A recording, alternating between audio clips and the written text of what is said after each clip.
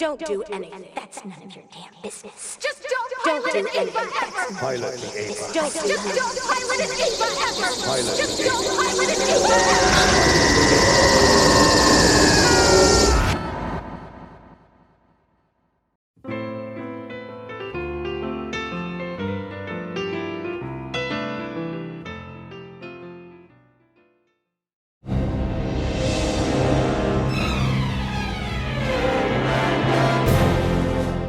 Neon Genesis Evangelion is a show that is known to be one of the most discussed, dissected, and revisited mecha series from the mid-90s. It had been considered already complete in 1996 with episode 26 of its original run, and then given an epilogue of sorts with the movie The End of Evangelion in 1997, firmly concluding the series for the foreseeable future, even if with perhaps not so much of a happy ending. A decade later, in 2007, the series would be revived and revamped with the very first entry of what is known as the Rebuild movies, titled Evangelion 1.0 You Are Not Alone, or its slightly extended edition, Evangelion 1.11 You Are Not Alone.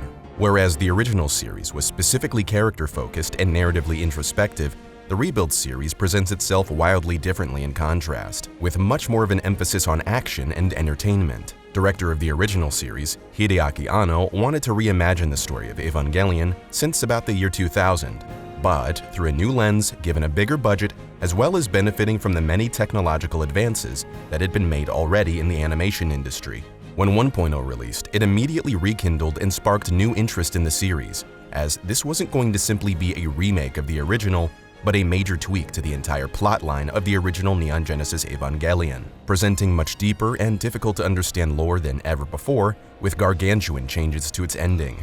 This collection of Rebuild movies includes 1.0, You Are Not Alone, 2.0, You Cannot Advance, 3.0, You Cannot Redo, and 3.0 plus 1.0, Thrice Upon a Time. All films hold their slightly different home release counterparts, with minor bonus scenes within each, with those being denoted by the .11, .22, and .33 updated titles. These films took quite a while to come out, as the term rebuild almost became entirely synonymous with delays. 1.0 was supposed to release in the summer of 2007. That became fall of 2007. 2.0 was supposed to come out in 2008. That became 2009. 3.0 was supposed to come out alongside 2.0, also expected to release in 2008, but then 2008 became 2012. And if you think a few months or even a few years were already insane for such an anticipated series to release, you ain't seen nothing yet. 3.0 plus 1.0 Thrice Upon a Time took nearly a full decade to come out, 9 years to be exact, overshooting its original plan of a 2015 release by 6 years, having ultimately hit theaters in 2021. You said 14 years have passed. 14 years for an ongoing new Evangelion story to eventually be completed. Wow! Even I struggled to keep up with the Rebuild series, as by the time 3.0 plus 1.0 Thrice Upon a Time came out, I wasn't even aware of it. It felt like a mythical creature, like the aliens people seem to spot on a daily basis, yet never have photographic proof of. However, to my surprise, it had indeed dropped and, wow, it's 2.5 hours long! Now that these films have been fully released and have provided a further conclusion to the series, the story of Evangelion may actually be fully told now, with little to no room left for further releases. But once again, we'll see about that, since Evangelion still remains as the cash cow Gainax just can't stay away from for too long. The sea of Evangelion products still remains, and now more than ever, the question of best girl is the most divisive than it's ever been before, with the inclusion of several new or reintroduced characters that seem to intentionally stir the pot to an even higher boiling point. It's no longer a question of Rei versus Asuka with the side of Misato, but rather an ever-growing list that will find itself even considering NERV staff members. But we'll cross that bridge when we get to it. Before they go making another installment in the series, this gives us a perfect opportunity to go through the Rebuild content to fully understand and unpack all of the newest complicated ideas and plot points that have unfolded so far. If you've ever wanted to know more about the Rebuild series, yet will probably never sit down for their nearly 7-hour length, then this video is for you. If you did watch all of the Rebuild movies, yet due to its 14-year release schedule, most of the details fell out of your head, then this video is definitely for you. If you'd like to understand the complex narrative decisions and their consequences that make the Rebuild series unlike any other remake since or before it, maybe with one exception, then this video is absolutely for you. And if you'd like to hear my personal thoughts on how it all unfolds, you'll get some of that at the end. At first glance, these films seem to harken on the already ongoing trend of retreading through old material to remake or reimagine an already existing property, with most of the events and scenes depicted throughout being one-to-one renditions of moments from the original show, blowing through most of the character development in favor of getting to the good stuff, so to speak. But there's an itty-bitty secret Kaworu would like to tell you. The collection of films that are the Rebuild series, chronologically, come after the end of Evangelion. It's a sequel. Therefore, in order to fully understand the contents of the Rebuild series, it's best if you've already gotten yourself familiar with Neon Genesis Evangelion first. I have a video that can help with that. Some things will be repeated for clarity's sake, but not everything. This video will also be mentioning original plot points seen in the 1995 show as they directly pertain to this new plot line. So do be sure to get informed before stepping blindly into this. The original show was difficult enough to unpack, and these films unquestionably add to the confusion. But I won't go spoiling any of the fun just yet. Instead, we're going to take a few steps backward as, in order to fully understand what's going on with this rebirth of the series, we have to start all the way at the beginning. That's right, this is Evangelion 1.11, 2.22, 3.33, and 3.0 plus 1.11. Thrice upon a time. All of them.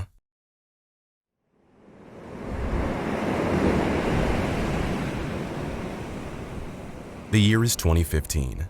The oceans of the world run crimson red. Through a flooded, wrecked city, something looms. United Nations military defenses sit idly by, ready for it. Shinji Ikari waits by a phone booth with nothing but empty, decaying streets surrounding him. Someone was supposed to pick him up by now. Apparently a beautiful woman, but this young boy wonders if he should just retreat to a safety shelter. Slowly, the creature approaches. Aircrafts launch a full volley of missiles against it, to very little effect. Shinji's in a horrible position, but just as things seem at their worst, Miss Misato Katsuragi picks him up and hastily rushes out of there. Elsewhere, Gendo confirms that this creature that has suddenly appeared is, in fact, an angel. Misato and Shinji rush to get to base, suffer the distant blowback of an N2 mine, dropped as an effort to destroy the angel, and Shinji swallows some sand. The two get the car back up and running again as Misato is on a direct fast track to Nerve Base. Misato pries to see if Shinji has questions about what's going on, but Shinji seems disinterested. Something much more pressing concerns him, for this is going to be his first meeting with his father in 3 years. As Shinji and Misato draw nearer to Nerve headquarters, Shinji asks what Nerve is. Misato explains that it's a department of the United Nations for the purposes of defending humankind, and Gendo leads the whole operation. How exactly they go about doing so is still unknown. Shinji then asks if he's been brought here to work with his father in some way, while Misato blatantly ignores the question. For a moment, the view of Nerve's underground base, the Geofront, amazes Shinji. For a top-secret base, it's pretty impressive, especially since it's completely underground. The amazement quickly subsides as Shinji and Misato continue to their destination, to the innermost facilities deep within Nerve, this time with guardrails. A cranky blonde scientist, Dr. Ritsuko Akagi, reprimands Misato for her poor sense of direction as she leads the two to their destination. Shinji ultimately arrives at the place where his and everyone else's life would begin to repeat the cycle. Shinji meets eye to eye with Evangelion Unit 1. Ritsuko describes it as the ultimate weapon created for the ultimate battle, a powerful artificial humanoid weapon that requires a pilot to function. Just as Shinji asks if this is a creation of his father's, the man himself, Gendo Ikari, confirms on high. As sudden of a reunion this may be, Gendo firmly commands to move out. Misato acts shocked, questioning how moving out is even an option at this point, seeing as though Rei Ayanami is still out of commission, as well as her Unit 0. Ritsuko reprises that their newest pilot has just arrived, Shinji. He's told to pilot the Eva and get ready to throw down with this angel threat, since the angel itself acts as a direct threat to the destruction of the entire world. Misato does not argue against this. Shinji is told by his father that, in truth, this is the only reason he was called upon in the first place, because right now, as predetermined by fate, Shinji is useful to him. Misato pleads for Shinji to pilot the Eva. She expresses how Shinji shouldn't run away, not from his father, and especially not from himself. Shinji absolutely refuses to act as Eva Unit 1's pilot. Without responding to his son, Gendo calls for Rei to pilot the unit, callously remarking that she's not dead yet. Rei quietly obeys. Medical staff usher a hospital bed towards the unit as it passes Shinji, revealing a beaten, frail, and bandaged girl who struggles to even sit up on her own. She staggers from the still fresh wounds she's covered in, but oh man, the angel knows where we are now. The facility shakes from an incredible blast. Light fixtures do not fall. Unit 1 remains still. Rei had been thrown from her bed during the blast, and as Shinji helps her, he becomes extremely conscious of the fact that she shouldn't be anywhere near a cockpit and is in far worse shape to be getting into mecha fights. Therefore, Shinji is determined to do it himself. He's getting in the rope, the Eva. There is very little doubt as to if the unit will even function, as everything goes pretty much exactly as planned. The cockpit fills with the orange primordial orange juice we love so much, LCL. Drown to breathe instructions at the last moment, still messed up. Restraints are unlocked, authorizations are approved, combat routes are settled. I hope you're ready, Shinji, because even if you're not, Evangelion Unit 1 launch. Donning a vibrant highlighted glow in the night air, it's time to make Eva Unit 1's debut. And as Shinji heroically steps forward to fight,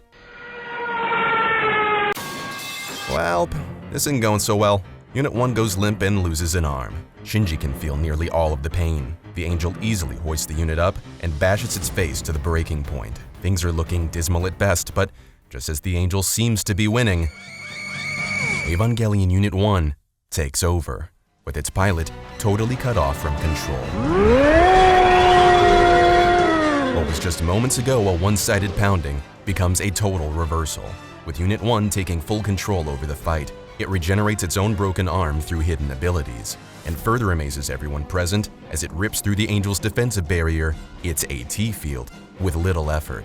A full frontal beam leaves Unit 1 unfazed, and it didn't exactly appreciate a broken arm. Therefore, gives double back in return. The Angel self-detonates as a final act of desperation, but to any effect?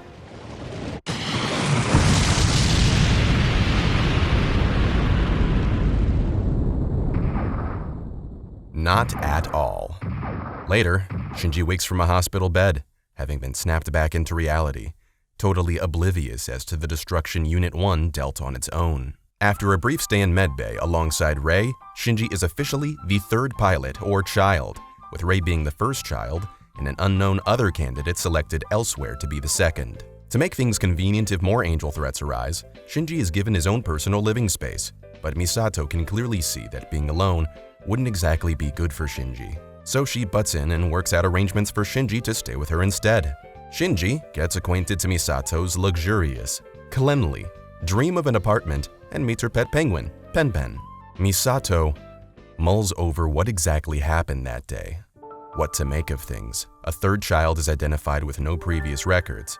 An angel appears as soon as Shinji is requested at Nerve, and Gendo seems to have very clear plans that he's not cluing anyone in on, except maybe Fuyutsuki. Shinji thinks to himself. He has no idea what to think. He doesn't know what to do.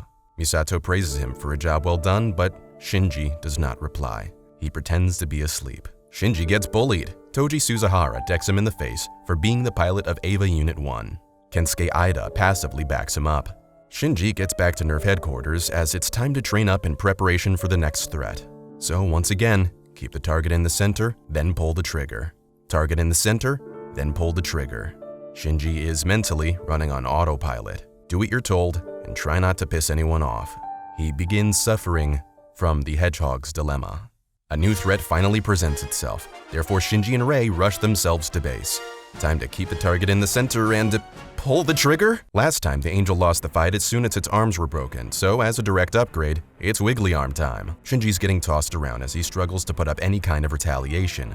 But just as things were already looking grim, Toji and Kensuke are caught in the crossfire. Evangelion Unit 1 can barely move an inch without threatening their lives. Misato gives the direct order to let them inside the cockpit, but then to immediately retreat. But Shinji recalls the words once used to guide him before. He feels the urge to act, the ambition to do something because he believes in himself. He's not going to run away. He's rushing ahead. Shinji uses his progressive knife to stab into the Angel's core while being moments away from a dead battery. As only seconds remain on the clock, victory. A victory cut extremely close. Kensuke and Toji can now see how stressful his position is, how saving the world from angels isn't exactly something he chooses to do. Misato's pissed. She reprimands Shinji for doing exactly the opposite of what she said. She grabs him by the collar and tells him to go home. Almost immediately, though, she can tell she messed up. Misato, seeing her own poor choice of actions, reprimands herself. Taking Misato's advice didn't work, so it's time to go down the other path. It's time to run away. Shinji gets a taste of being on his own as he sleeps in a cardboard box by night and aimlessly wanders by day.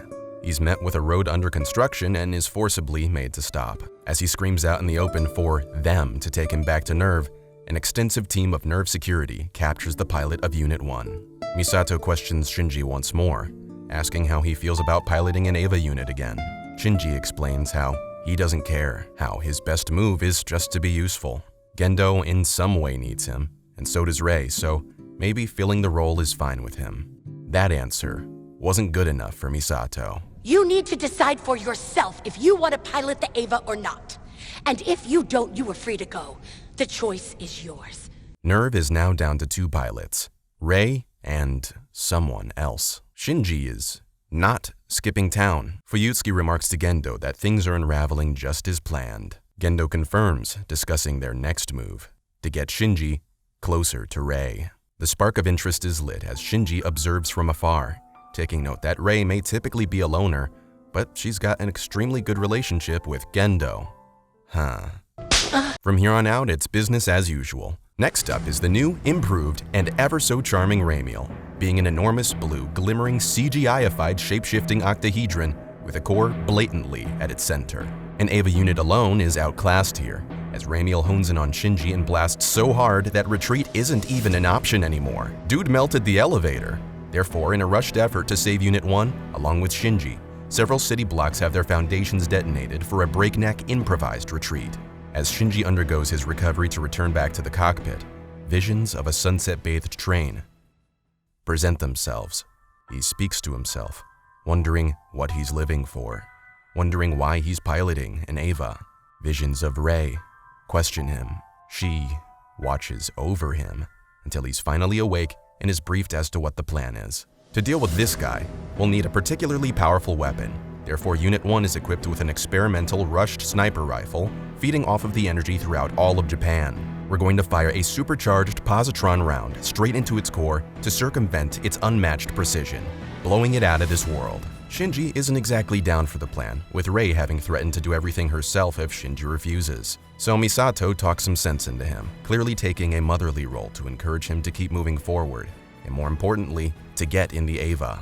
For motivation, she shares one of the biggest secrets NERV has, at a surprisingly premature rate. Deep underneath NERV headquarters, deep into Central Dogma, she reveals a crucified creature with its pure white, godly body, and explains that what we're looking at is known as Lilith. Good job, Misato, you didn't make the same mistake as Kaji. She explains how any one angel making direct contact with Lilith means third impact, or in other words, the end of all of humanity.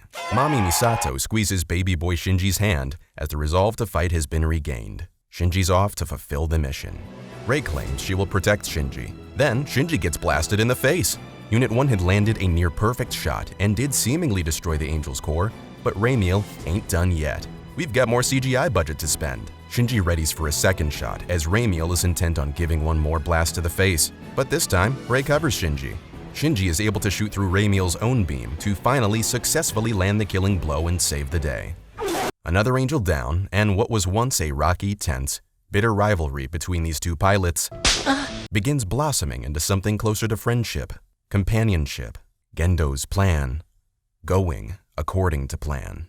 Kaworu jump scare. A young white-haired boy awakes from the surface of the moon. Streaks of blood coat the very surface he rises from.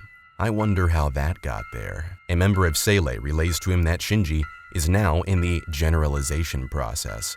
Whatever's going on here, something called the Dead Sea Scrolls of Apocrypha have foretold it long ago, and now is time for the Book of Codes.